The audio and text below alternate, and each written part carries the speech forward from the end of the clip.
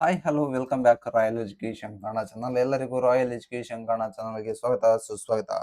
PSLV C62 EOS N1 mission successful launch. ಕಮರಿದ ಇಸ್ರೋದ ಕನಸು. 8 ನಿಮಿಷದಲ್ಲಿ 16 ಸ್ಯಾಟಲೈಟ್ಗಳು ಕಣ್ಣ ಮುಂದೆ ಭಸ್ಮ. ಇದು ಇಸ್ರೋಗೆ ಬಿಗ್ ಶಾಕ್ ಆಗಿತ್ತು. ಸುಮಾರು 130ರಿಂದ 200 ಕೋಟಿಯ ಪ್ರಾಜೆಕ್ಟ್. ಇಷ್ಟು ದೊಡ್ಡ ಅಮೌಂಟ್ ಅನ್ನ ಯಾರು ಕೊಡ್ತಾರೆ? ಇಸ್ರೋ ಸಂಸ್ಥೆ ಕೊಡುತ್ತಾ, ಇಲ್ಲ ಭಾರತ ಸರ್ಕಾರ ಕೊಡುತ್ತಾ? ಕಂಪ್ಲೀಟ್ ಡೀಟೇಲ್ಸ್ ಅನ್ನ ಇವತ್ತಿನ ಕ್ಲಾಸ್ ನಲ್ಲಿ ನೋಡ್ತಾ ಹೋಗೋಣ. ಇದು PSLV C62 EOS N1 mission ನ ಸಕ್ಸಸ್ಫುಲ್ ಲಾಂಚ್ ಬಗ್ಗೆ ಕಂಪ್ಲೀಟ್ ಡೀಟೇಲ್ಸ್ ಅನ್ನ ನೋಡ್ತಾ ಹೋಗೋಣ ಬನ್ನಿ. ಆಂಧ್ರ ಪ್ರದೇಶದ ಶ್ರೀಹರಿಕೋಟದಿಂದ ಉಡಾವಣೆಗೊಂಡ ಇಸ್ರೋ PSLV C62 ರಾಕೆಟ್ 3ನೇ ಹಂತದಲ್ಲಿ ವಿಫಲಗೊಂಡಿದೆ. ಇದು ಪ್ರತಿಯೊಬ್ಬ ಭಾರತೀಯನಲ್ಲೂ ಬೇಸರವನ್ನ ಉಂಟು ಮಾಡಿರ್ತಕ್ಕಂಥ ಸಂಗತಿ. ಅದೇನೇ ಆಗಲಿ, 14 ವಾಣಿಜ್ಯ ಉಪಗ್ರಹಗಳನ್ನ ಹೊತ್ತೊಯ್ಯುತ್ತಿದ್ದ ರಾಕೆಟ್ ಮೊದಲ 2 ಹಂತಗಳನ್ನ ಯಶಸ್ವಿಯಾಗಿ ಪೂರೈಸಿದ್ರು. 3ನೇ ಹಂತದಲ್ಲಿ ಎದುರಾದ ಅಸಂಗತತೆಯಿಂದಾಗಿ ಕಕ್ಷೆಗೆ ಸೇರಲು ಸಾಧ್ಯ ಆಗಲೇ ಇಲ್ಲ. ನೀವು ಇಲ್ಲಿ 16 ಉಪಗ್ರಹಗಳನ್ನ ಅಂತ ಹೇಳಿದ್ರೆ ಇಲ್ಲಿ 14 ವಾಣಿಜ್ಯ ಉಪಗ್ರಹಗಳು ಮಾತ್ರ ಇದಾವೆ ಅಲ್ಲ ಅನ್ಬೇಡಿ. DRDO ಮತ್ತು ಇಸ್ರೋ ಸಂಸ್ಥೆಯೇ ಸ್ವತಃ 2 ಉಪಗ್ರಹಗಳನ್ನ ತಯಾರಿಸಿದೆ. ಆ 2 ಉಪಗ್ರಹಗಳನ್ನ ಸೇರಿಸಿ ಇಲ್ಲಿ ಒಟ್ಟಾರೆಯಾಗಿ 16 ಉಪಗ್ರಹಗಳು ಉಡಾವಣೆಗೊಂಡಿರ್ತಕ್ಕಂಥದ್ದು. ಇಲ್ಲಿ ನೀವು ನೋಡ್ತಾ ಇದ್ದೀರಲ್ಲ, ಇದು ಇಸ್ರೋ ಸಂಸ್ಥೆ ಸ್ವತಃ ತಾನೇ ತಯಾರಿಸಿರ್ತಕ್ಕಂಥ ವೆಹಿಕಲ್ಗಳು, ಅಂದ್ರೆ ರಾಕೆಟ್ಗಳು. SLV-3, ASLV, SSLV, PSLV, GSLV, LVM-3, HRLV ಈ ಎಲ್ಲಾ ರಾಕೆಟ್ಗಳು ಸ್ವತಃ ಇಸ್ರೋ ಸಂಸ್ಥೆಯೇ ತಯಾರಿಸಿರ್ತಕ್ಕಂಥದ್ದು. ನಮಗೆ ಇವತ್ತಿನ ಈ ಒಂದು ಕ್ಲಾಸ್ ನಲ್ಲಿ ಯಾವ ಒಂದು ವೆಹಿಕಲ್ ಇಂಪಾರ್ಟೆಂಟ್ ಅಂದ್ರೆ PSLV ರಾಕೆಟ್ ವೆರಿ ಇಂಪಾರ್ಟೆಂಟ್ ಆಗಿರ್ತಕ್ಕಂಥದ್ದು ಇವತ್ತಿನ ಕ್ಲಾಸ್ಗೆ. ಯಾಕೆ ಅಂದ್ರೆ PSLV C62 ರಾಕೆಟ್ ಅನ್ನ ಸೋಮವಾರ ಬೆಳಗ್ಗೆ 12ರಂದು ನಾವು ಉಡಾವಣೆಯನ್ನ ಮಾಡಿದ್ವಿ. ಅದ್ರ ಬಗ್ಗೆ ಕಂಪ್ಲೀಟ್ ಡೀಟೇಲ್ಸ್ ಅನ್ನ ನೋಡ್ತಾ ಹೋಗೋಣ ಬನ್ನಿ. ಇಸ್ರೋದ ವಾಣಿಜ್ಯ ವಿಭಾಗವಾದ NSIL ಒಪ್ಪಂದದ ಅಡಿಯಲ್ಲಿ ನಡೆಸಲಾಗುತ್ತಿದ್ದ ಈ ಮಿಷನ್ಗೆ 14 ವಾಣಿಜ್ಯ ಉಪಗ್ರಹಗಳನ್ನ ಹೊತ್ತೊಯ್ಯುತ್ತಿರುವ 44.4 ಮೀಟರ್ ಎತ್ತರದ PSLV C62 ರಾಕೆಟ್ ಅನ್ನ ಸೋಮವಾರ ಅಂದ್ರೆ ಜನವರಿ 12ರಂದು ಬೆಳಗ್ಗೆ 10:18ಕ್ಕೆ ಆಂಧ್ರ ಪ್ರದೇಶದ ಶ್ರೀಹರಿಕೋಟದ ಸತೀಶ್ ಧವನ್ ಬಾಹ್ಯಾಕಾಶ ಕೇಂದ್ರದಲ್ಲಿ 2026ರ ಮೊದಲ ಉಡಾವಣೆಯನ್ನ ಆರಂಭಿಸಲಾಗಿತ್ತು. ಆದ್ರೆ ಕೊನೆಗೂ ಇದು ಸಕ್ಸಸ್ ಅನ್ನ ಕಾಣಲೇ ಇಲ್ಲ. ಇದು 2026 ವರ್ಷದ ಮೊದಲ ಉಡಾವಣೆ ಆಗಿತ್ತು. ಕಂಪ್ಲೀಟ್ ಡೀಟೇಲ್ಸ್ ಅನ್ನ PSLV C62 ಬಗ್ಗೆ ಕಂಪ್ಲೀಟ್ ಡೀಟೇಲ್ಸ್ ಅನ್ನ ನೋಡ್ತಾ ಹೋಗೋಣ ಬನ್ನಿ.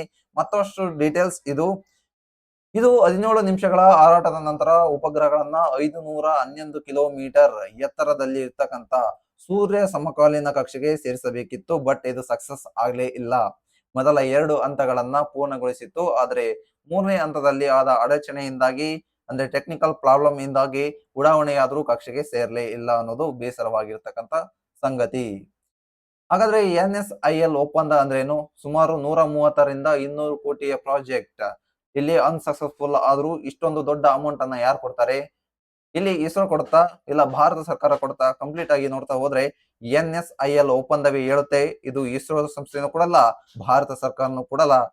ಭಾರತ ಸರ್ಕಾರನು ಕೂಡ ಈ ಒಂದು ದೊಡ್ಡ ಅಮೌಂಟ್ ಅನ್ನ ಯಾರಿಗೂ ಕೊಡೋದಿಲ್ಲ. ಯಾಕೆ ಅಂದ್ರೆ ಇಲ್ಲಿ ವಿವಿಧ ದೇಶಗಳು, ಸುಮಾರು 14 ದೇಶಗಳು ನಮ್ಮ ಇಸ್ರೋ ಸಂಸ್ಥೆಗೆ ಉಪಗ್ರಹಗಳನ್ನ, ಶಾಟಲೈಟ್ ಅನ್ನ ಕೊಟ್ಟು ಕಳಿಸಿತ್ತು.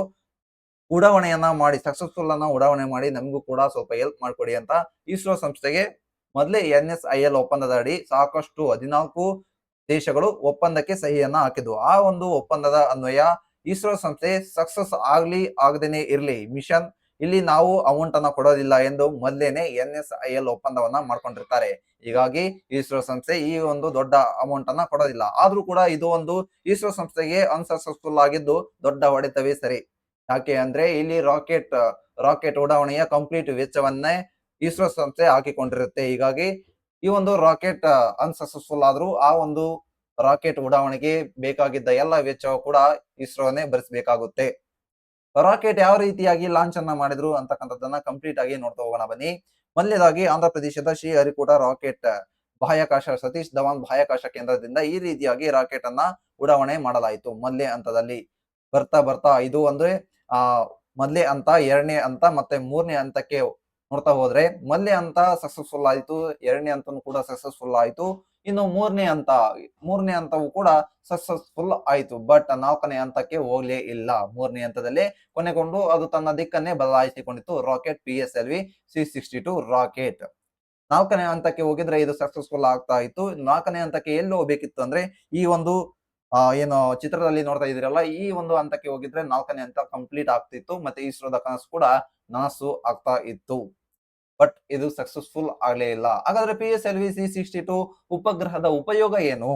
ಇದು ಸಕ್ಸಸ್ಫುಲ್ ಆಗಿದ್ರೆ ನಮ್ಮ ಒಂದು ಇಸ್ರೋ ಸಂಸ್ಥೆಗೆ ಏನೆಲ್ಲ ಉಪಯೋಗ ಇತ್ತು ಅಂದ್ರೆ, ಕಣ್ಗಾವಲು ಮತ್ತು ಮೇಲ್ವಿಚಾರಣಾ ಕಾರ್ಯಗಳಿಗಾಗಿ ಭೂ ವೀಕ್ಷಣಾ ವೇದಿಕೆಯಾಗಿ ಉಪಗ್ರಹವನ್ನ ವಿನ್ಯಾಸಗೊಳಿಸಲಾಗಿತ್ತು. ಅಂದ್ರೆ ಭೂಮಿಯನ್ನ ಸಂಪೂರ್ಣವಾಗಿ ವೀಕ್ಷಣೆಯನ್ನ ಮಾಡಿ, ಭೂಮಿಯ ಮೇಲೆ ಆಗ್ತಕ್ಕಂಥ ಪರಿಣಾಮವನ್ನ ಇದು ವೀಕ್ಷಣೆ ಮಾಡಿ ಕಂಪ್ಲೀಟ್ ಡೀಟೇಲ್ಸ್ ಅನ್ನ ಇಸ್ರೋ ಸಂಸ್ಥೆಗೆ ನೀಡ್ತಾ ಇತ್ತು.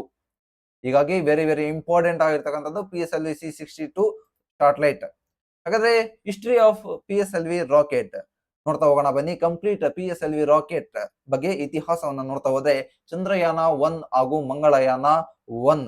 ಮಂಗಳಯಾನ ಉಪಗ್ರಹದ ಉಡಾವಣೆಯಂತಹ ಕಾರ್ಯಾಚರಣೆಗಳ ಯಶಸ್ವಿಯಾಗುವಲ್ಲಿ ಪ್ರಮುಖ ಪಾತ್ರ ವಹಿಸಿದ್ದ PSLV ರಾಕೆಟ್ ಅನ್ನ ಇಸ್ರೋದ ವಿಶ್ವಾಸಾರ್ಹ ಯುದ್ಧ ಕುದುರೆ, ವರ್ಕ್ ಹಾರ್ಸ್ ಆಫ್ ಇಸ್ರೋ ಅಂತಾನು ಕೂಡ ಕರಿತಾ ಹೋಗ್ತಾರೆ ಈ ಒಂದು ರಾಕೆಟ್ ಅನ್ನ.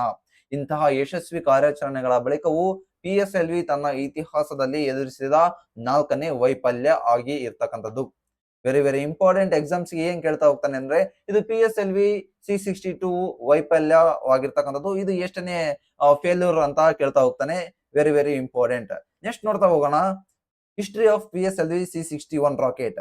ಇದು PSLV C62 ಕತೆ ಆದ್ರೆ, ಇನ್ನು PSLV C61 ಸಕ್ಸಸ್ಫುಲ್ ಆಗಿತ್ತು, ಅನ್ಸಕ್ಸಸ್ಫುಲ್ ಆಗಿತ್ತು ಅನ್ನೋದು ಕೂಡ ಎಕ್ಸಾಮ್ಗೆ ಇದು ಇಂಪಾರ್ಟೆಂಟ್. 2025ರಲ್ಲಿ ಮೇ 18 2025ರಂದು ಇದೇ ಇಸ್ರೋ ಸಂಸ್ಥೆ ಭೂಮಿಯನ್ನ ಅಧ್ಯಯನ ಮಾಡುವ ಉಪಗ್ರಹವನ್ನ ಕಕ್ಷೆಗೆ ಸೇರಿಸಲು PSLV C61 ರಾಕೆಟ್ ಅನ್ನ ಬಳಸಿತ್ತು. Very important. PSLV C61 ಬಗ್ಗೆ ಕೇಳುವ ಎಲ್ಲಾ ಚಾನ್ಸಸ್ಗಳು ಇದಾವೆ. ಆದ್ರೆ ಇದೇ ಆಂಧ್ರ ಪ್ರದೇಶದ ಶ್ರೀಹರಿಕೋಟದಿಂದ ಉಡಾವಣೆಯಾದ ಕೆಲವೇ ನಿಮಿಷಗಳಲ್ಲಿ ದೋಷವನ್ನ ಎದುರಿಸಿದ್ದು ಕಕ್ಷೆಗೆ ಸೇರಿಸುವಲ್ಲಿ ಇದು ಕೂಡ ವಿಫಲವಾಗಿದೆ PSLV C61 ಅಂತಕ್ಕಂಥದ್ದು. ಇಷ್ಟಾದ್ರೂ PSLVಗೆ ಇಷ್ಟಾದ್ರೂ ಸೋಲಾದ್ರೂ ತನ್ನ ಕಾರ್ಯವನ್ನ ಬೆಳ್ಳೆ ಇಲ್ಲ. ನೋಡಿ, ಲೈಫ್ ನಲ್ಲಿ ಎಷ್ಟೇ ಫೇಲ್ಯೂರ್ ಆದ್ರೂ ನಾವು ಪ್ಲಾನ್ ಬಿ ಅನ್ನ ಇಟ್ಕೋಬೇಕಾಗುತ್ತೆ. ಯಾವುದೇ ಎಕ್ಸಾಮ್ ಫೇಲ್ ಆದ್ರೂ ಪ್ಲಾನ್ ಬಿ ಇರಲೇಬೇಕು ಬ್ಯಾಕ್ ಗ್ರೌಂಡ್ ನಲ್ಲಿ. ಇಲ್ಲಿ ಪ್ಲಾನ್ ಎ ಫೇಲ್ಯೂರ್ ಆದ್ರೂ ಪ್ಲಾನ್ ಬಿ ಸಕ್ಸಸ್ ಆಗೇ ಆಗುತ್ತೆ ಅಂತಕ್ಕಂಥದ್ದು ಇಲ್ಲಿ ವಿಶ್ವಾಸ. ನೆಕ್ಸ್ಟ್ ಇದೇ ವರ್ಷ ಅಂದ್ರೆ 2026-27ರಲ್ಲಿ ಮತ್ತೆ ನಾವು PSLV C63 ಉಡಾವಣೆಯನ್ನ ಮಾಡ್ತೀವಿ ಅಂತ ಇಸ್ರೋ ಸಂಸ್ಥೆ ಹೇಳ್ತಾ ಇದೆ.